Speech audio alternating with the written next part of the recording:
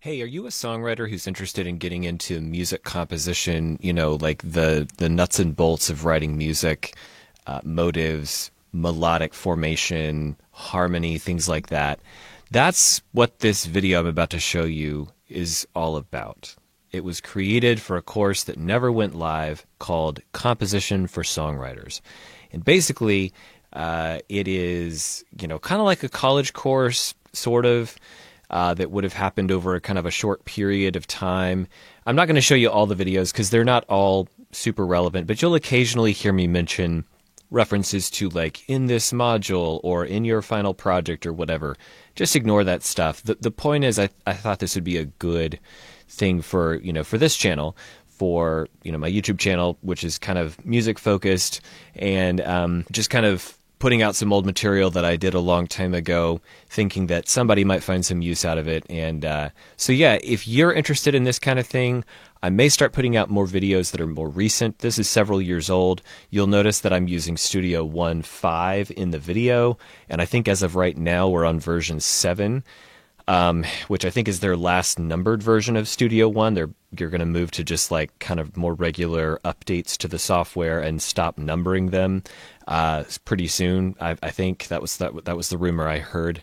But I don't use Studio One a lot anymore personally. I've been using more Reaper and Cubase for my music recording and sequencing stuff. But, I may actually consider making some videos like this that are more geared towards songwriters, but in Dorico or MuseScore.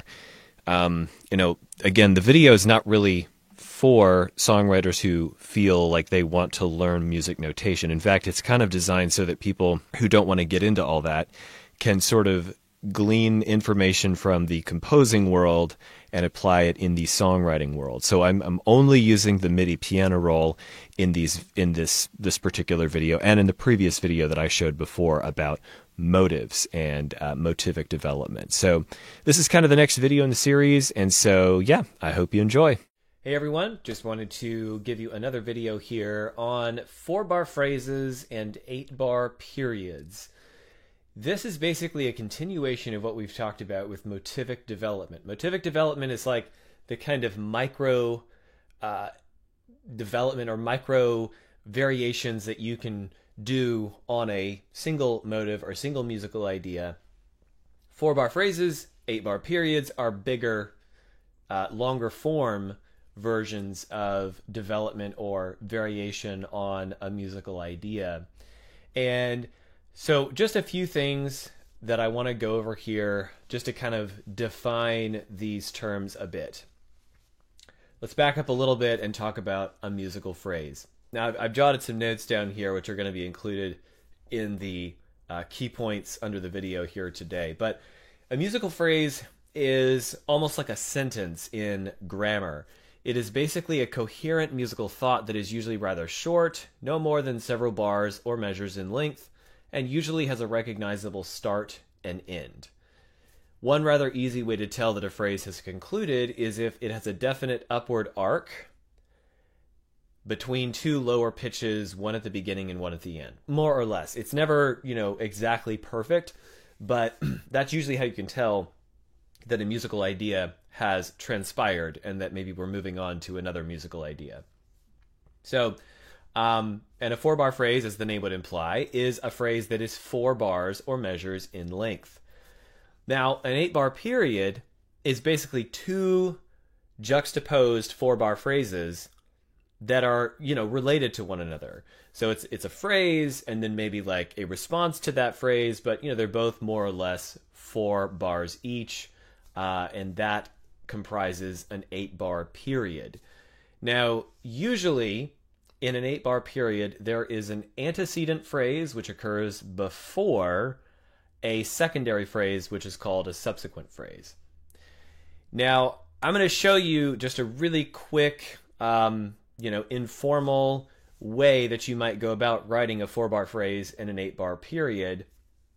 Now, keep in mind that you will do lots of iterations of motivic development In the real world of composition lessons and whatnot, usually your professor, your instructor will encourage you to write 10 or 20 motives and then write 5 variations on each of those motives. So you can use the tools we've covered in the previous modules, like inversion, retrograde inversion, augmentation, and diminution, and you can just honestly do other things that are similar to that to tie it all together. If you want to cut off notes, add notes, just to kind of make it all flow together, you're welcome to do that. So it's not an exact science, it's an art. And so part of this is going to be your ear telling you what should come next. Part of it will be a little bit of a puzzle. So don't think of it as, it's got to be perfect, because you might write several iterations on the idea. You might write 5 to 20 variations on one motive. You might write, 5 different 4-bar phrases based on that motive. And you might write, 5, 10, 8-bar periods based on that motive. The point is that you have an exercise, a rhythm, a practice that you do on a regular basis when you have a musical idea, in order to come up with new ideas based on that idea. And then eventually, the more you work with whatever the material is, the more it will become clear what needs to happen next. So let's jump into the Studio One project really quick. So we are here over on our Studio One project. You can see here. Now I have some new things here. You'll see these different colors in my little piano roll editor here. Now what I've done is I've gone way out here to the right in time, and I've created some variations that I would like to share with you. So I'm going to hit the letter Z, and that's going to zoom us in a bit. Now what I have here, let me go a little bit further actually. Okay. Now let's not worry about this down here at the bottom, but what I want to show you is an original motive, a variation on that motive, an inversion, a retrograde inversion, an augmentation, and a diminution. Okay, so this is all review, but I've done something a little different here. What I've done is I've actually given myself all the different versions of, like, just the basic variation versions that you're used to seeing on one motive. So this would be one motive and 4 variations on that motive. You might combine some of these and make 25 more. But the point is, again, just to come up with kind of like a structural, skeletal idea, so that you can then string those ideas together into a phrase and a period, all of which kind of makes sense because, you've given yourself lots of stuff to work with. So what I've done here is I've got an original, so let me double click this and we will display it down here in our MIDI roll. Now I am going to, we're going to set locators to this thing so that it will play back only this part here. So let's go to the beginning and let's take a listen.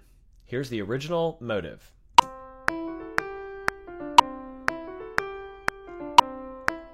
Now actually,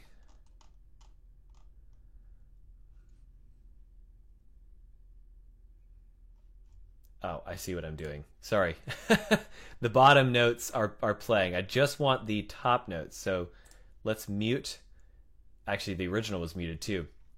So now we're actually going to hear what we need to hear. So here's the beginning. Now obviously I've got it looped so it's playing over and over again. But the point is, this is my motive, right? Now, it's a little crazy. It's got a triplet in here, which we haven't really talked about triplets, but the point is not really the rhythms so much as the pitches, and of course, the rhythms do matter, but we're gonna basically go out here and perform all these different variation techniques that I taught you before. So what I've done is I've got a region that is the original. I've got it in blue, which, by the way, if you want to rename these as I've done here, and you'd like to change the colors, just right-click on it. Click on this little part right here, the blue, and you can change the color to whatever you want. And if you want to rename it, hit Rename Events, and you can rename it here clicking OK, and then it will save it. So that way I can easily see there's my original, there's my inversion, retrograde, retrograde inversion, augmentation, and diminution. Pretty easy. Now, I have taken these ideas, and what I did before I made what you see down here, now I actually need to rename this one because this is actually not just antecedent, it's actually my 4-bar phrase. Or sorry, 8-bar period. 8-bar period. Okay? Now, it's all the same color, and like it goes way out here. So I've got 39. So 1, 2, 3, 4, 5, 6, 7, 8. And it kind of ends on the tail end right here at the beginning of 47. So beginning of the 9th measure. That's okay. Again, not an exact science. It's an art. So what have I done? Well, in order to get where I got here, what I did is I just duplicated the original track.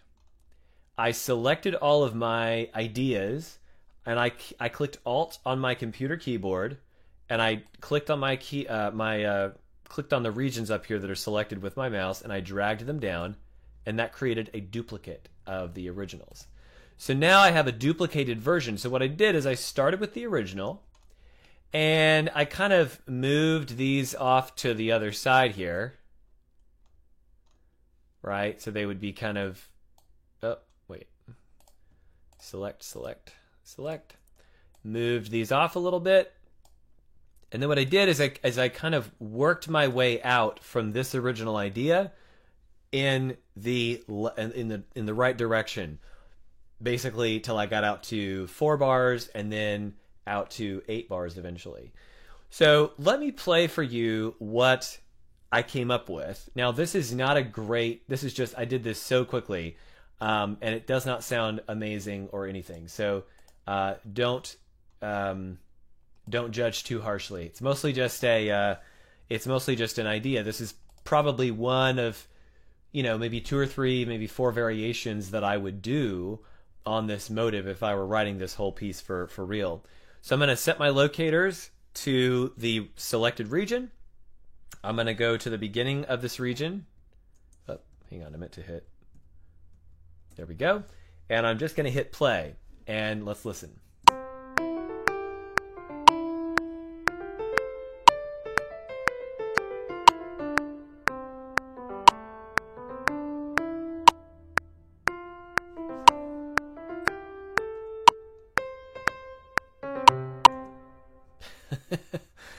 But it don't at the end. Okay, so that sounds more like the end of a piece, right? The end of a whole piece of music.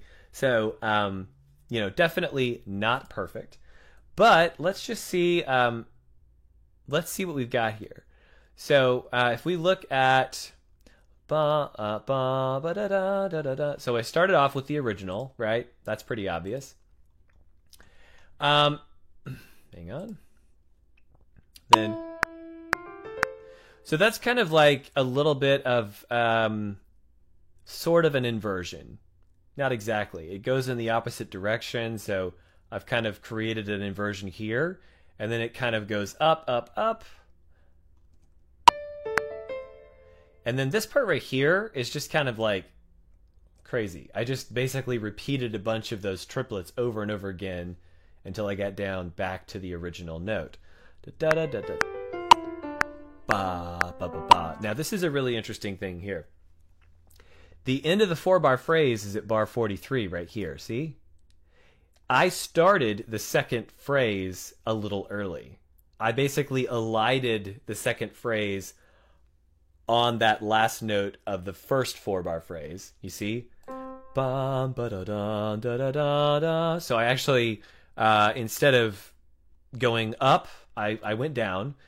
And again, it's the same rhythm. And so, some of this is me just in my ear. I'm thinking, this is what should happen next. And then I go back and I look and I say, okay, well, that's sort of an inversion. That's sort of a retrograde. I've done this for a while now. So for me, it's, I can kind of hear what I think should happen next.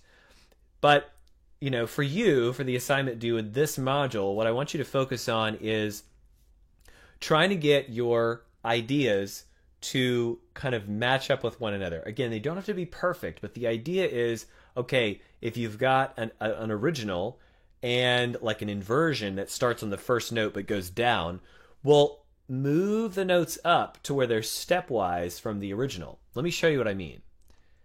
So if I'm up here on my original set, right, and I've got my originals here and my inversion here, you see the inversion, again, as I taught you before, starts on the first note. So my notes go from the first note way down here, which is not really like exactly what it should be. So at least not for a melody, right? A melody needs to have stepwise motion. It needs to have shape.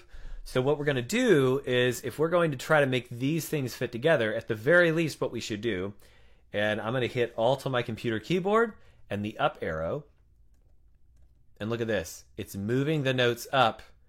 And let me actually unmute this track so we can actually hear it. Let me mute that one, unmute this one. So now, let me just undo that. Okay, so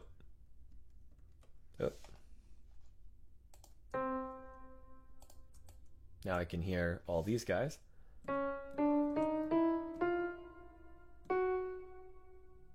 Now, it may not sound like it's in the same key. This is the other thing. Being in a key, you kind of have a sense for like, oh, that doesn't sound like it's in the right key. We haven't talked about key as much, but you probably have heard of major and minor scales, and these are what keys are based on. So when we hear a melody, sometimes we think, oh, that doesn't sound like the right note, because our brain was thinking that we were going to hear the pitches for that particular scale or that particular key. So when we listen to this, it's probably not going to sound right. That's okay. You can tweak the notes a little bit. I would recommend, at least for right now, leaving the rhythms the same so that you kind of know where your material has come from. But once you get a few things strung together that seem to kind of make some sense, then go back and start tweaking the notes a little, or the rhythms a little bit. Maybe delete some notes, add a few notes in to make it sound right. So let's listen to what we have so far. I'm going to start with bar 39, hit my space bar, and we're going to see what we got. Let me undo here we go.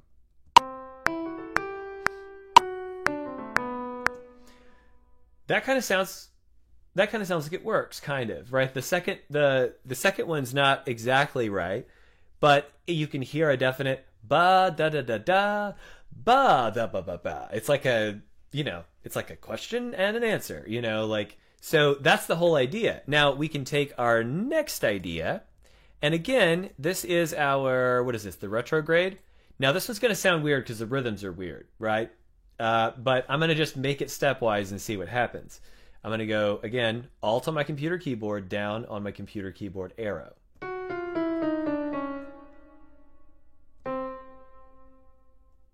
And let's just see what this sounds like.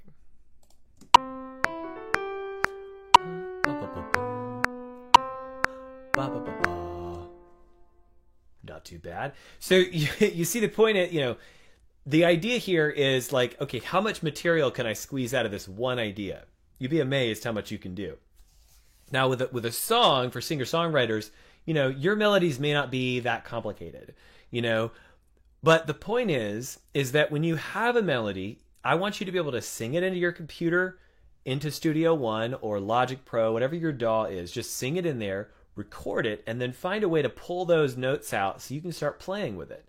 Because trust me, your arrangements are going to be so much better if there's like kind of an interwoven, you can kind of hear how everything's related. We call this consinity. This is an interesting term that I learned in undergrad. Consinity is a harmonious inner working of a work of art's various parts. And that's kind of what when we look at a piece of art or we hear a piece of music that is really well done, really artfully done, we kind of know there's like this, you kind of just know that it's a really good piece of art, a really good piece of music, because it kind of all fits together. And when you look more closely at it, the more you realize, oh, this person was really thinking about what they were doing when they did this.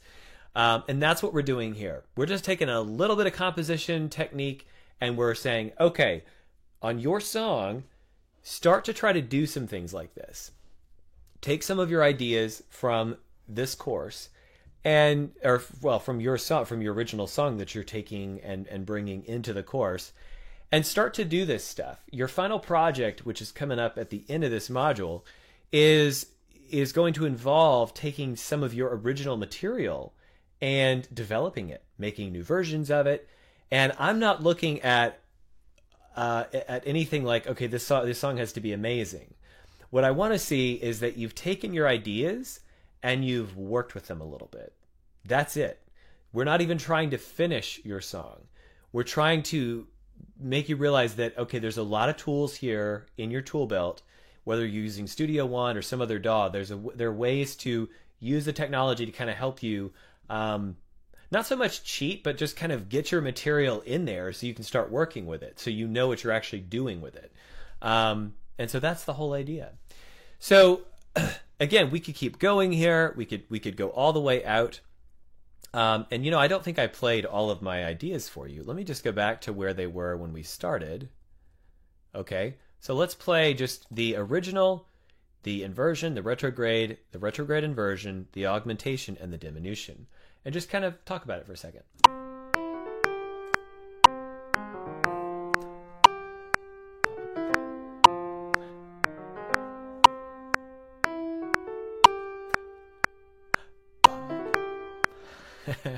The last one, the diminution, is always the one that you think, oh, that's going to be like a little like repeating idea or something. So, you know, what you end up doing with this, again, the trick is to make it more stepwise, and then start, after you've done that, then you can start tweaking the pitches a little bit. And then if you want to come up with more variations on this original idea, you could do, you know, variations on the modified version. So maybe you move the inversion up to where it's stepwise, as we did before with the original, but then you take that and you reverse it, retrograde it, or maybe you create a, you know, do like a little diminution really quickly. That probably would not sound good. But the point is, this is all about experimentation, getting your ideas out there, getting some original material into Studio One, extracting the MIDI or extracting the notes and using them as MIDI to then develop them and to come up with something new and interesting. So I hope that's helpful. I just wanted to show you how you might take your ideas, turn them into a 4-bar phrase. So again, I've got I've got exact bars here. I made sure that my motive was at least a measure long. If yours isn't, you may want to change it to where it's a measure long. That may make it a little easier. But if it is, if it's not exactly a measure and you want to try it, please do it. I really want to see how creative and interesting you can make your ideas here in Studio One. So again, we could literally just come up with 4 bars with just this material here, and then we could repeat it and then change it around even more. And that would be 4-bar phrase, antecedent, and consequent phrase. So I hope this is helpful, and I will look forward to seeing what your final projects look like from from here on until the end of the course for our final project. So thanks so much. Talk to you soon.